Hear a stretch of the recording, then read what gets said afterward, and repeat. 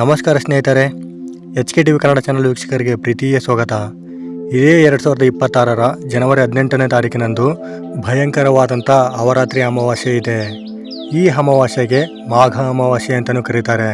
ಯಾಕಂದರೆ ಪುಷ್ಯ ಮಾಸ ಮತ್ತು ಮಾಘ ಮಾಸ ನಡುವೆ ಬಂದಿರುವುದರಿಂದ ಈ ಅಮಾವಾಸ್ಯೆಯನ್ನು ಮಾಘ ಅಮಾವಾಸ್ಯೆ ಅಂತಲೂ ಕರೀತಾರೆ. ಈ ಅವರಾತ್ರಿ ಅಮಾವಾಸ್ಯೆಯ ರಾಶಿ ಭವಿಷ್ಯವನ್ನು ನೋಡೋಣ. ಯಾವ ರಾಶಿಗೆ ಯಾವ ಫಲ ಇದೆ, ಈ 12 ರಾಶಿ ಚಕ್ರ ಜನರ ಜೀವನ ಹೇಗಿರುತ್ತೆ ಅಂತ ಸಂಪೂರ್ಣವಾಗಿ ತಿಳಿಸ್ಕೊಡ್ತೇವೆ. ಹಾಗಾಗಿ ಈ ವಿಡಿಯೋವನ್ನು ಎಲ್ಲೂ ಸ್ಕಿಪ್ ಮಾಡದೆ ಕೊನೆವರೆಗೂ ನೋಡಿ. ಮತ್ತು ಈ ಅವರಾತ್ರಿ ಅಮಾವಾಸ್ಯೆಯು ಯಾವಾಗ ಪ್ರಾರಂಭವಾಗಿ ಯಾವಾಗ ಮುಕ್ತಾಯಗೊಳ್ಳುತ್ತದೆ ಅಂದರೆ ಜನವರಿ 18ನೇ ತಾರೀಕಿನಂದು ಶ್ರೀ ವಿಶ್ವ ವಸುನಾಮ ಸಂವತ್ಸರ ಪುಷ್ಯ ಮಾಸ ಹೇಮಂತ ಋತು ಉತ್ತರಾಯಣ ಕೃಷ್ಣ ಪಕ್ಷದಲ್ಲಿ ಭಾನುವಾರ ಮಧ್ಯರಾತ್ರಿ 12:04 ಪ್ರಾರಂಭವಾಗಿ ಸೋಮವಾರ ಮಧ್ಯರಾತ್ರಿ 1:22 ಮುಕ್ತಾಯಗೊಳ್ಳುತ್ತದೆ. ಈ ಅವರಾತ್ರಿ ಅಮಾವಾಸ್ಯೆಯ ಈ 12 ರಾಶಿಯವರ ಸಂಪೂರ್ಣ ಭವಿಷ್ಯವನ್ನು ನೋಡೋಣ. ಅದಕ್ಕಿಂತ ಮೊದಲು ನೀವೇನು ನಮ್ಮ ಚಾನಲನ್ನು ಸಬ್ಸ್ಕ್ರೈಬ್ ಮಾಡದೆ ನೋಡ್ತಿದ್ರೆ ದಯವಿಟ್ಟು ಈ ವಿಡಿಯೋಗೆ ಒಂದು ಲೈಕ್ ಕೊಟ್ಟು ನಮ್ಮ ಚಾನಲನ್ನು ಸಬ್ಸ್ಕ್ರೈಬ್ ಮಾಡಿಕೊಂಡು ಪಕ್ಕದಲ್ಲಿರುವ ಬೆಲ್ ಬಟನ್ ಅನ್ನು ಒತ್ತಿ. ಯಾಕೆಂದರೆ ನಾವು ಎಲ್ಲ ಜ್ಯೋತಿಷ್ಯ ಮಾಹಿತಿಯನ್ನು ನೀವು ಮೊದಲು ನೋಡಬಹುದು. ಸ್ನೇಹಿತರೆ, 2026ರ ಜನವರಿ 18ರಂದು ಬರುವ ಅಮಾವಾಸ್ಯೆ ಈ ಅಮಾವಾಸ್ಯೆ ಸಾಮಾನ್ಯ ಅಮಾವಾಸ್ಯೆಯಲ್ಲ.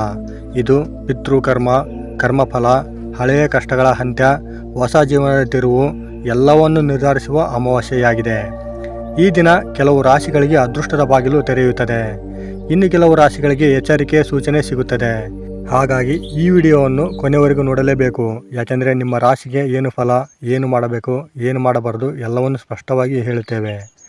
ಅಮಾವಾಸ್ಯೆ ಜ್ಯೋತಿಷ್ಯ ಮಹತ್ವ. 2026ರ ಜನವರಿ 18ರಂದು ಅಮಾವಾಸ್ಯೆ ಪಿತೃಲೋಕಕ್ಕೆ ಅತ್ಯಂತ ಸಮೀಪದ ದಿನ, ಕರ್ಮ ಶುದ್ಧಿಗೆ ಶ್ರೇಷ್ಠ ದಿನ, ಶಿವಶಕ್ತಿ ತತ್ವ ಜಾಗೃತವಾಗುವ ಸಮಯ. ಈ ದಿನ ಮಾಡಿದ ಪಿತೃದರ್ಪಣ, ದಾನ, ಜಪ, ಉಪವಾಸ ನಿಮ್ಮ ಹಿಂದಿನ ಜನ್ಮದ ಕರ್ಮಫಲಗಳನ್ನು ಶಮನ ಮಾಡಬಲ್ಲ ಶಕ್ತಿ ಹೊಂದಿದೆ. ಹಾಗಿದ್ರೆ ಬನ್ನಿ ಸ್ನೇಹಿತರೆ, ಈ ಅಮಾವಾಸ್ಯೆಯ ಈ 12 ರಾಶಿಯವರ ಭವಿಷ್ಯವನ್ನು ನೋಡೋಣ.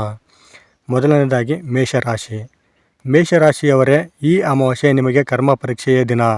ಜೀವನ, ಮನಸ್ಸಿನಲ್ಲಿ ಶಾಂತಿ ಅಶಾಂತಿ, ನಿರ್ಧಾರಗಳೆಲ್ಲ ಗೊಂದಲವಾಗುವ ಸಮಯ. ಹಳೆಯ ವಿಷಯಗಳು ಮರುಕಳಿಸುವ ಸಾಧ್ಯತೆ ಇರುತ್ತದೆ. ಇದು ಶಿಕ್ಷೆಯಲ್ಲ, ಕರ್ಮಶುದ್ಧಿಗೆ ಅವಕಾಶ. ಮತ್ತು ಹಣಕಾಸಿನ ಸ್ಥಿತಿ. ಅನವಶ್ಯಕ ಖರ್ಚು, ಸಾಲ ನೀಡುವುದು ತಪ್ಪಿಸಿ. ಹಳೆಯ ಬಾಕಿ ಹಣ ವಾಪಸ್ ಬರುವ ಸೂಚನೆ ಇದೆ. ಸಹನೆ ಬೇಕು. ಮತ್ತು ಉದ್ಯೋಗ ಹಾಗೂ ವ್ಯಾಪಾರದ ಬಗ್ಗೆ ನೋಡುವುದಾದರೆ ಮೇಲಧಿಕಾರಿಗಳ ಒತ್ತಡ, ಹೊಸ ಕೆಲಸ ಆರಂಭಿಸಲು ಇದು ಸೂಕ್ತ ದಿನವಲ್ಲ. ಪರಿಹಾರ: ಶಿವಲಿಂಗಕ್ಕೆ ನೀರು ಮತ್ತು ಬಿಳಿ ಹೂವು, ಪಿತೃಗಳಿಗೆ ಹೆಸರಿನಲ್ಲಿ ಅನ್ನದಾನ ಮಾಡಬೇಕು. ಹೀಗೆ ಮಾಡಿದರೆ ಅಮಾವಾಸ್ಯೆ ನಂತರ ಪರಿಸ್ಥಿತಿ ನಿಧಾನವಾಗಿ ಸುಧಾರಿಸುತ್ತದೆ. ಹಾಗೂ ಎರಡನೇದಾಗಿ ವೃಷಭ ರಾಶಿ. ವೃಷಭ ರಾಶಿಯವರಿಗೆ ಈ ಅಮಾವಾಸ್ಯೆ ನಿಮಗೆ ಆಂತರಿಕ ಬದಲಾವಣೆ ತರುತ್ತದೆ. ಜೀವನ, ಕುಟುಂಬದಲ್ಲಿ ಮಾತಿನ ಸಂಘರ್ಷ ಇರುತ್ತದೆ. ಹಳೆಯ ನೋವುಗಳು ಮನಸ್ಸಿಗೆ ಬರುತ್ತವೆ. ಆದರೆ ಇದು ಶಾಶ್ವತವಲ್ಲ. ಮತ್ತು ಹಣಕಾಸಿನ ಸ್ಥಿತಿ. ಹಣ ನಿಲ್ಲುತ್ತದೆ, ದೊಡ್ಡ ನಷ್ಟ ಇಲ್ಲ. ಹೂಡಿಕೆ ಮಾಡಬೇಡಿ. ಮತ್ತು ಆರೋಗ್ಯ. ನಿದ್ರೆ ಕೊರತೆ, ಕುತ್ತಿಗೆ ತಲೆನೋವು ಇರಬಹುದು. ಮತ್ತು ಪರಿಹಾರ: ಲಕ್ಷ್ಮೀದೇವಿಗೆ ದೀಪ ಹಚ್ಚಬೇಕು. ಬಡ ಮಹಿಳೆಗೆ ದಾನ ಮಾಡಿ. 15 ದಿನಗಳೊಳಗೆ ಹಣಕಾಸು ಸುಧಾರಣೆ ಕಾಣುತ್ತದೆ. ಮತ್ತು ಮಿಥುನ ರಾಶಿ. ಮಿಥುನ ರಾಶಿಯವರೇ, ಈ ಅಮಾವಾಸ್ಯೆ ಮಾನಸಿಕ ಶುದ್ಧಿಯ ಸಮಯ. ಜೀವನ ಹೇಗಿರುತ್ತೆ ಅಂದರೆ ಕೆಲಸದ ಒತ್ತಡ ಇರುತ್ತದೆ. ಮಾತಿನಿಂದ ಸಮಸ್ಯೆ ಸೃಷ್ಟಿಯಾಗಬಹುದು. ಈ ದಿನ ಮೌನವೇ ಶಕ್ತಿ. ಹಣಕಾಸಿನ ಸ್ಥಿತಿ. ಹಣ ಬರುತ್ತದೆ, ಆದರೆ ಉಳಿಯುವುದು ಸ್ವಲ್ಪ ಕಷ್ಟ ಆಗುತ್ತದೆ. ಖರ್ಚು ನಿಯಂತ್ರಣ ಅಗತ್ಯ. ಪ್ರೇಮ, ಕುಟುಂಬ ಯಾವುದರಿರುತ್ತೆ ಅಂದರೆ ಅನುಮಾನಗಳು ಹೆಚ್ಚಾಗಬಹುದು. ಸ್ಪಷ್ಟ ಮಾತು ಅಗತ್ಯ ಇರುತ್ತದೆ. ಮತ್ತು ಪರಿಹಾರ: ಗಣಪತಿ ಸ್ಮರಣೆ, ಹಸಿರು ವಸ್ತ್ರ ದಾನ ಮಾಡಿದರೆ ತುಂಬ ಒಳ್ಳೆಯದು. ಅಮಾವಾಸ್ಯೆ ನಂತರ ಹೊಸ ಅವಕಾಶಗಳು ಶುರುವಾಗುತ್ತವೆ. ಹಾಗೂ ಕರ್ಕಾಟಕ ರಾಶಿ ಭವಿಷ್ಯ. ಕರ್ಕಾಟಕ ರಾಶಿಯವರೇ, ಈ ಅಮಾವಾಸ್ಯೆ ನಿಮ್ಮ ಪಿತೃ ಆಶೀರ್ವಾದದ ದಿನ. ಜೀವನ ಹೇಗಿರುತ್ತೆ ಅಂದರೆ ಹಳೆಯ ಸಮಸ್ಯೆಗಳಿಗೆ ಪರಿಹಾರ ಸಿಗುತ್ತದೆ. ಮನಸ್ಸಿಗೆ ಶಾಂತಿ ಸಿಗಬಹುದು. ಆತ್ಮವಿಶ್ವಾಸ ಹೆಚ್ಚಳ ಕಂಡುಬರುತ್ತದೆ. ಹಾಗೂ ಹಣಕಾಸಿನ ಸ್ಥಿತಿ. ಹಳೆಯ ಸಾಲ ತೀರಿಸುವ ಅವಕಾಶ ಇರುತ್ತದೆ. ಅಚ್ಚರಿಯ ಹಣ ಲಾಭ ಸಿಗಬಹುದು. ಮತ್ತು ಉದ್ಯೋಗ, ಗೌರವ ಸಿಗುತ್ತದೆ. ಮೇಲಾಧಿಕಾರಿಗಳ ಬೆಂಬಲ ಸಿಗಬಹುದು. ಹಾಗೂ ಪರಿಹಾರ: ಪಿತೃ ದರ್ಪಣ, ಮನೆ ದೀಪ ಹಚ್ಚುವುದು ಒಳ್ಳೆಯದು. ಈ ಅಮಾವಾಸ್ಯೆ ನಿಮ್ಮ ಜೀವನದ ಟರ್ನಿಂಗ್ ಪಾಯಿಂಟ್ ಅನ್ನಬಹುದು. ಹಾಗೂ ಸಿಂಹರಾಶಿ. ಸಿಂಹರಾಶಿಯವರೇ, ಈ ಅಮಾವಾಸ್ಯೆ ಎಚ್ಚರಿಕೆಯ ಸಂದೇಶ ನೀಡುತ್ತದೆ. ಹಾಗೂ ಜೀವನ ಯಾವ ಥರ ಇರುತ್ತೆ ಅಂದರೆ ಅಹಂಕಾರದಿಂದ ಸಮಸ್ಯೆಗಳು ಹೆಚ್ಚಾಗಬಹುದು. ಸ್ವಲ್ಪ ಜಾಗರೂಕರಾಗಿರಿ. ವಾದ ವಿವಾದ ಸಾಧ್ಯತೆ ಇರುತ್ತದೆ, ಸ್ವಲ್ಪ ಗಮನ ಹರಿಸಿ. ಹಾಗೂ ಹಣಕಾಸಿನ ಸ್ಥಿತಿ, ದೊಡ್ಡ ವ್ಯವಹಾರ ತಪ್ಪಿಸಿ, ನಷ್ಟದ ಸೂಚನೆ ಕಂಡುಬರುತ್ತದೆ, ಇದರಿಂದ ಸ್ವಲ್ಪ ಜಾಗರೂಕರಾಗಿರಿ. ಹಾಗೂ ಆರೋಗ್ಯ ಭವಿಷ್ಯ, ರಕ್ತದ ಒತ್ತಡ ಇರುತ್ತದೆ, ಕೋಪ ನಿಯಂತ್ರಣ ಅಗತ್ಯವಾಗಿರುತ್ತದೆ. ಹಾಗೂ ಪರಿಹಾರ, ಸೂರ್ಯನಿಗೆ ಅರ್ಘ್ಯ ನೀಡಿ ಮತ್ತು ಕೆಂಪು ಬಟ್ಟೆ ದಾನ ಮಾಡಿ. ಹೀಗೆ ಮಾಡಿದರೆ ದೊಡ್ಡ ನಷ್ಟ ತಪ್ಪುತ್ತದೆ. ಮತ್ತು ಕನ್ಯಾ ರಾಶಿ, ಕನ್ಯಾ ರಾಶಿಯವರಿಗೆ ಈ ಅಮಾವಾಸ್ಯೆ ಸೇವಾಯೋಗ ತರುತ್ತದೆ. ಜೀವನ ಯಾವ ಥರ ಇರುತ್ತೆ ಅಂದರೆ, ಕನ್ಯಾ ರಾಶಿಯವರಿಗೆ ಕೆಲಸದಲ್ಲಿ ನಿಧಾನ ಪ್ರಗತಿ ಕಂಡುಬರುತ್ತದೆ, ಆದರೆ ಭದ್ರ ಭವಿಷ್ಯ ನಿರ್ಮಾಣ ಮಾಡಬೇಕು. ಹಾಗೂ ಹಣಕಾಸಿನ ಸ್ಥಿತಿ ಹೇಗಿರುತ್ತೆ ಅಂದರೆ, ಆದಾಯ ಸ್ಥಿರ ಆಗಿರುತ್ತದೆ, ಉಳಿತಾಯ ಶುರುವಾಗುತ್ತದೆ. ಹಾಗೂ ಆರೋಗ್ಯ ಭವಿಷ್ಯ, ಚೇತರಿಕೆ ಕಂಡುಬರುತ್ತದೆ, ಮನಸ್ಸು ಹಗುರವಾಗಿರುತ್ತದೆ. ಒಟ್ಟಿನಲ್ಲಿ ಆರೋಗ್ಯ ಸಮಸ್ಯೆಗಳು ದೂರವಾಗಬಹುದು. ಹಾಗೂ ಪರಿಹಾರ, ವಿಷ್ಣು ಸಹಸ್ರನಾಮ ಪಠಿಸಿದರೆ ತುಂಬ ಒಳ್ಳೆಯದು. ಮತ್ತು ಬಡವರಿಗೆ ಔಷಧ ದಾನ ಮಾಡಿದರೆ ಇನ್ನೂ ಉತ್ತಮ. ಹಾಗೂ ತುಲಾರಾಶಿ, ತುಲಾರಾಶಿಯವರೇ ಈ ಅಮಾವಾಸ್ಯೆ ಸಂಬಂಧಗಳಿಗೆ ಪರೀಕ್ಷೆಯಾಗಿರುತ್ತದೆ. ಜೀವನ ಯಾವ ಥರ ಇರುತ್ತೆ ಅಂದರೆ, ದಾಂಪತ್ಯದಲ್ಲಿ ಅಸಮಾಧಾನ ಇರಬಹುದು, ಸ್ನೇಹಿತರೊಂದಿಗೆ ತಪ್ಪು ತಿಳುವಳಿಕೆ ಇರುತ್ತದೆ.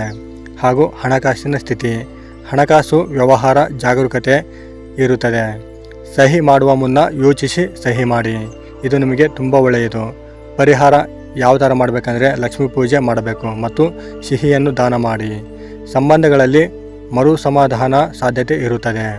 ಹಾಗೂ ವೃಶ್ಚಿಕ ರಾಶಿ, ವೃಶ್ಚಿಕ ರಾಶಿಯವರೇ ಈ ಅಮಾವಾಸ್ಯೆ ಗುಪ್ತ ಶತ್ರುಗಳನ್ನು ಬಯಲಿಗೆ ತರುತ್ತದೆ. ನಿಮ್ಮ ಜೀವನ ಯಾವ ಥರ ಇರುತ್ತೆ ಅಂದರೆ, ನಂಬಿಕೆ ದ್ರೋಹ ಇರಬಹುದು, ಆದರೆ ಸತ್ಯ ಬಹಿರಂಗವಾಗಿರುತ್ತದೆ. ಹಾಗೂ ಹಣಕಾಸಿನ ಸ್ಥಿತಿ, ಹಣ ನಷ್ಟ ತಪ್ಪುತ್ತದೆ, ಅಡಚಣೆಗಳು ನಿವಾರಣೆಯಾಗಬಹುದು. ಹಾಗೂ ಪರಿಹಾರ, ಹನುಮಾನ್ ಚಾಲಿಸ ಪಠಿಸಿದರೆ ತುಂಬ ಒಳ್ಳೆಯದು ಮತ್ತು ಕಪ್ಪು ಎಳ್ಳು ದಾನ ಮಾಡಿದರೆ ಇನ್ನೂ ಉತ್ತಮ. ಹಾಗೂ ಧನಸ್ಸು ರಾಶಿ, ಧನಸ್ಸು ರಾಶಿಯವರೇ ಈ ಅಮಾವಾಸ್ಯೆ ಗುರುಕೃಪೆ ಪರೀಕ್ಷೆಯೇ ಆಗಿರುತ್ತದೆ. ನಿಮ್ಮ ಜೀವನ ಯಾವ ಥರ ಇರುತ್ತೆ ಅಂದರೆ, ಈ ಅಮಾವಾಸ್ಯೆಯು ನಿರ್ಧಾರಗಳ ವಿಳಂಬವಾಗಿರುತ್ತದೆ. ಹಾಗೂ ಪ್ರಯಾಣ ಅಡಚಣೆಗಳು ಇರಬಹುದು, ಸ್ವಲ್ಪ ಜಾಗರೂಕರಾಗಿರಿ. ಹಾಗೂ ಹಣಕಾಸಿನ ಸ್ಥಿತಿ ಯಾವ ಥರ ಇರುತ್ತೆ ಅಂದರೆ, ಹಣಕಾಸಿನಲ್ಲಿ ಸ್ಥಿರತೆ ಇರುತ್ತದೆ. ಹಾಗೂ ದೊಡ್ಡ ಲಾಭ ಇಲ್ಲ, ಆದರೆ ನಷ್ಟವೂ ಇಲ್ಲ. ಪರಿಹಾರ, ಗುರು ಸ್ಮರಣೆ ಮಾಡಿದರೆ ತುಂಬ ಒಳ್ಳೆಯದು ಮತ್ತು ಹಳದಿ ದಾನ ಮಾಡಿದರೆ ಇನ್ನೂ ಉತ್ತಮ. ಹಾಗೂ ಮಕರ ರಾಶಿ, ಮಕರ ರಾಶಿಯವರೇ ಈ ಅಮಾವಾಸ್ಯೆ ನಿಮಗೆ ರಾಜಯೋಗದ ಸೂಚನೆ. ನಿಮ್ಮ ಜೀವನ ಯಾವ ಥರ ಇರುತ್ತೆ ಅಂದರೆ, ತುಂಬ ಗೌರವವಾಗಿರುತ್ತದೆ, ಹಿರಿಯರ ಬೆಂಬಲ ಸಿಗುತ್ತದೆ. ಹಾಗೂ ಹಣಕಾಸಿನ ಸ್ಥಿತಿ ಯಾವ ಥರ ಇರುತ್ತೆ ಅಂದರೆ, ಸ್ಥಿರ ಆದಾಯ ಕಂಡುಬರುತ್ತದೆ, ಆಸ್ತಿ ಲಾಭ ಕೂಡ ಸಾಧ್ಯತೆ ಇರುತ್ತದೆ. ಮತ್ತು ಪರಿಹಾರವಾಗಿ ಶನಿ ಆರಾಧನೆ ಮಾಡಿ ಮತ್ತು ಎಳ್ಳು ದಾನ ಮಾಡಿದರೆ ಇನ್ನೂ ಉತ್ತಮ. ಹಾಗೂ ಕುಂಭರಾಶಿ, ಕುಂಭರಾಶಿಯವರೇ ಈ ಅಮಾವಾಸ್ಯೆ ಮನಸ್ಸಿನ ಶುದ್ಧಿಯಾಗಿರುತ್ತದೆ. ನಿಮ್ಮ ಜೀವನ ಯಾವ ಥರ ಇರುತ್ತೆ ಅಂದರೆ, ಗೊಂದಲ ನಿವಾರಣೆಯಾಗುತ್ತದೆ ಹಾಗೂ ಹೊಸ ಆಲೋಚನೆಗಳು ಕೂಡಿ ಬರುತ್ತವೆ. ಮತ್ತು ಹಣಕಾಸಿನ ಸ್ಥಿತಿ ನೋಡುವುದಾದರೆ, ನಿಧಾನ ಸುಧಾರಣೆಯಾಗಿರುತ್ತದೆ ಮತ್ತು ತಾಳ್ಮೆ ಮುಖ್ಯ. ಹಾಗೂ ಪರಿಹಾರ, ಶಿವ ಶನಿ ಪೂಜೆ ಮಾಡಿದರೆ ತುಂಬ ಒಳ್ಳೆಯದು. ಹಾಗೂ ನೀಲಿ ಬಟ್ಟೆ ದಾನ ಮಾಡಿದರೆ ಇನ್ನೂ ಉತ್ತಮ. ಮತ್ತು ಮೀನರಾಶಿ, ಮೀನರಾಶಿಯವರೇ ಈ ಅಮಾವಾಸ್ಯೆ ಆಧ್ಯಾತ್ಮಿಕ ಏಳಿಗೆಯಾಗಿರುತ್ತದೆ. ನಿಮ್ಮ ಜೀವನ ನೋಡುವುದಾದರೆ, ಮನಸ್ಸಿಗೆ ಶಾಂತಿ ಸಿಗುತ್ತದೆ, ಧ್ಯಾನದಲ್ಲಿ ಆಸಕ್ತಿ ಇರುತ್ತದೆ.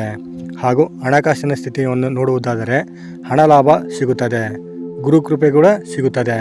ಮತ್ತು ಪರಿಹಾರವಾಗಿ ವಿಷ್ಣು ಪೂಜೆ ಮಾಡಿದರೆ ತುಂಬ ಒಳ್ಳೆಯದು. ಹಾಗೂ ಹಳದಿ ಆಹಾರ ದಾನ ಮಾಡಿದರೆ ಇನ್ನೂ ಉತ್ತಮ. ಸ್ನೇಹಿತರೆ, 2026 ಜನವರಿ 18ರಂದು ಅಮಾವಾಸ್ಯೆ ನಿಮ್ಮ ಜೀವನವನ್ನು ಬದಲಾಯಿಸುವುದಲ್ಲ ದಿನ. ಈ ವಿಡಿಯೋ ನಿಮಗೆ ಉಪಯುಕ್ತ ಆಗಿದ್ದರೆ ಲೈಕ್ ಮಾಡಿ, ಶೇರ್ ಮಾಡಿ ಮತ್ತು ಇಂಥ ಜ್ಯೋತಿಷ್ಯ ವಿಡಿಯೋಗಳಿಗಾಗಿ ಸಬ್ಸ್ಕ್ರೈಬ್ ಮಾಡುವುದನ್ನು ಮರಿಬೇಡಿ. ನಿಮ್ಮ ರಾಶಿ ಹೆಸರು ಕಮೆಂಟ್ನಲ್ಲಿ ಬರೆಯಿರಿ. ಧನ್ಯವಾದ.